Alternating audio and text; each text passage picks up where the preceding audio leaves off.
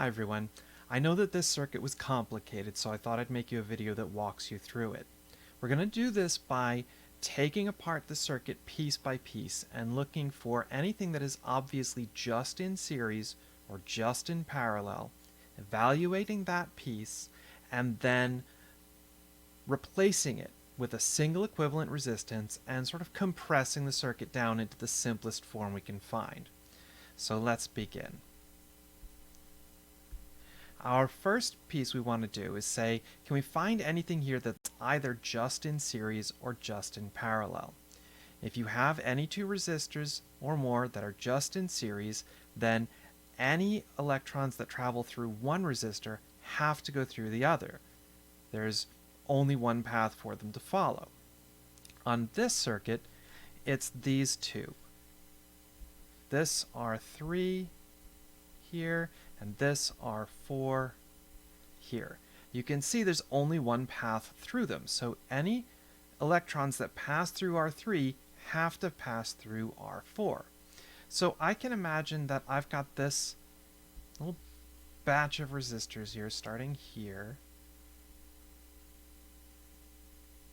that those two are in series, and because they're in series, I can just add their resistances together, and that's nice and easy. I've got 60 ohms and 40 ohms, so my equivalent resistance for this batch is going to be 60 plus 40 ohms, and so that's just going to be 100 ohms. So I can replace that batch of two resistors, a 60 and a 40, with a single 100 ohm resistor. And the circuit gets a little simpler, so let's do that. So this is now what our circuit is equivalent to. 200 here, 100 here, 100 there. Now again, is there anything that's just in series here? Well, no. If I go through R1, I then have a choice. I can either go through R2 or R3. So there's no simple series. Do I have a set that are just in parallel? Well, yes, actually. I have R2 here is parallel to R3 there. I have a junction that splits, and I either go through R2 or go through R3, and then I rejoin on the other side. So those two are in parallel. Now in parallel, it's a little bit more complicated. We want to look at this parallel batch right here.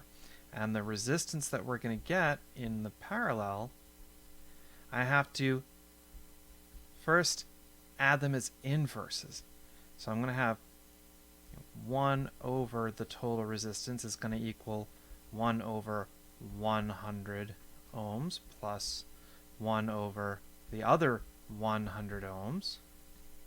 So that's 2 over 100 ohms, or you could reduce that and be 1 over 50 ohms. And so then if I invert that, 1 over the total resistance is 1 over 50 ohms. So this branch of two resistors is effectively not 100 ohms, but 50 ohms for this whole branch. So I could replace that section with those two parallel 100 ohm resistors with a single 50 ohm resistor, and I'd get the same effect. So let's do that. So now I have just two resistors. I have a 200 ohm resistor and I have a 50 ohm resistor, and they're pretty obviously in series. If I go through one of them, I have to go through the other one, and so I'm simply going to add the total resistance together here, and the resistance is going to be my 200 ohms plus my 50 ohms, and so that's just going to be 250 ohms. Sorry about the horrible handwriting. So this is actually equivalent to having a circuit that has just one resistor that is made up of 250 ohms. Now, why would you have something so complicated? Why would you not just say, all right, well, let's build it with 250 ohms? And the reason is that resistors are made in standard values. you're not going to have a producer of resistors making every single possible value you ever might need. So they make standard numbers, 50s and 100s and 500s and 1000s and 10,000s and 50 millions and whatever. So you need to figure out what can you combine using what exists to create what you need. And that's why we have complicated circuits like this. Okay, so now we have a circuit that has 500 volts across 250 ohms. And this is actually really easy for us to evaluate. So we're going to have our potential, we're going to have our 500 volts is going to be equal to our current multiplied by our 250 ohms. And so we're going to have a current that's going to go through this circuit and around and around and around. It's going to be these little charged particles are going to go flying around this circuit. Well, I can solve for that really easily. So my current, I just simply divide the 500 volts by the 250 ohms. And so the current that I'm going to get here, hopefully this is math you can do in your head pretty quickly, 500 divided by 250, it is going to be 2 amperes of current through that circuit. Now once we've evaluated that 2 amps of current is going to go through not just this simplified circuit, but also the more complicated one. So I can actually reverse the process and work my way back up through the versions of the diagram that I had. So now I know I have 2 amps coming out of that power supply and going through that first resistor. So let's go back up to the previous version where I had my 2 series resistors. Now I know I have 2 amps of current. And if I have resistors in series, they're going to get the same current. All the current that goes through this resistor has to also go through that resistor. And each of them individually is going to obey Ohm's law. So that means that this one, R1, is going to have 2 amps going through it. It is a 200 ohm resistor. And so the potential here,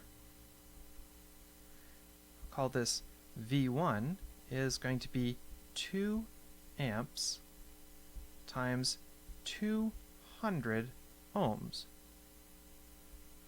Horrible omega there, sorry about that. That's supposed to be an omega.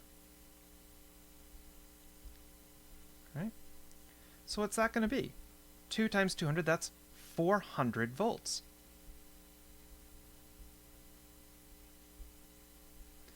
So I've got a 400 volt potential drop here, which means I only got left over a 100 volt potential drop here. And we'll see that that actually is going to be the case, that I'm going to have, V2 is going to be 2 amps times 50 ohms. And so that's going to be 100 volts. And you expect that. Whenever you're going around in a loop, the total energy change has to be 0.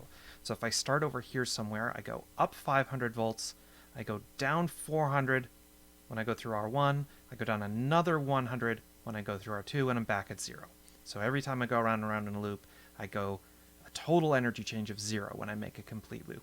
And that's actually one of the later videos. It's called Kirchhoff's loop rule.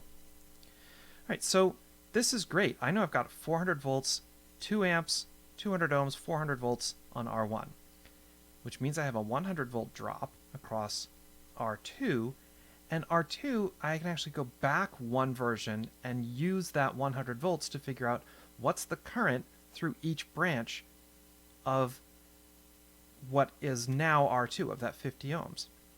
So let's go back to one more version of this and say, all right, well, what did we have? We had 2 amps here. Okay? And that caused me to have a potential drop of 400 volts drop from here to here. And that meant that I ended up with a 100 volt drop from this side to this side. 100 volts across R2 here, and also 100 volts from here to there, because parallel branches all get the same potential. So that means I can figure out what my current is going to be here and here. So I'm going to have a current here. I'm going to call this I2. And I2 is just going to be that 100 volts divided by that 100 ohms. 100 volts, sorry about the bad handwriting, divided by 100 ohms. And what's that going to be? Well, that's going to be 1 amp. And similarly, I'm going to have a current going through here. That's also going to be 1 amp.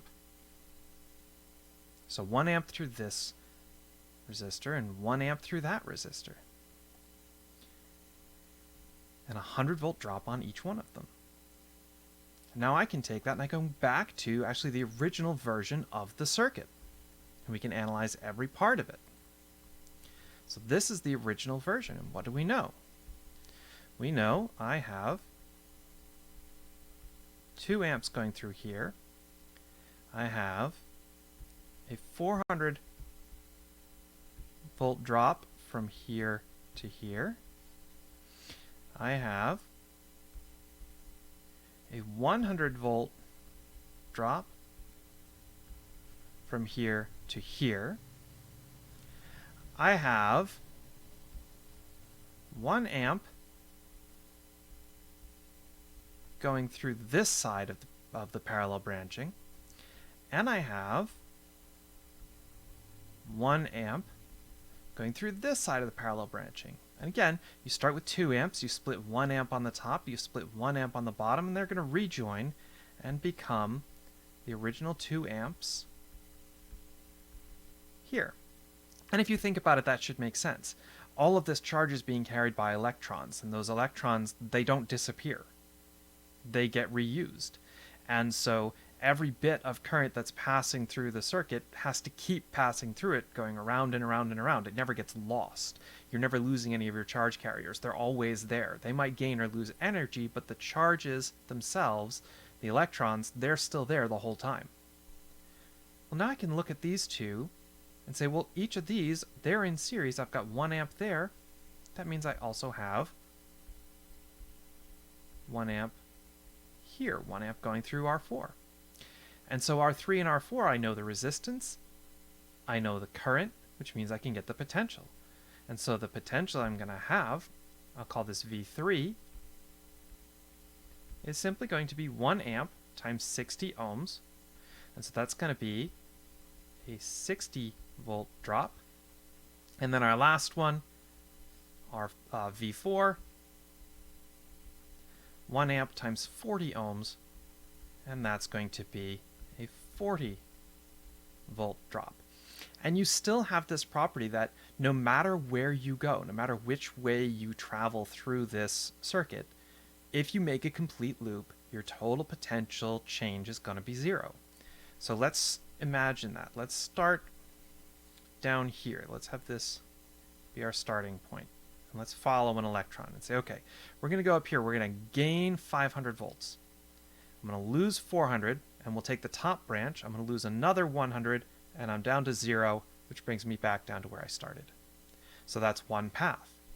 Another possibility, start here, gain 500 volts, lose 400, and then I go down to this bottom branch, lose 60, and then lose 40, and then I'm down to 0, and I can return to where I started. So any path that an electron is going to take through this circuit, it's going to have that total energy change of 0 whenever it makes a complete cycle. And that is how you analyze this complicated circuit. I hope that helps. Let me know if you have any questions, and we'll keep going with our study of electricity and circuits. Have a good day.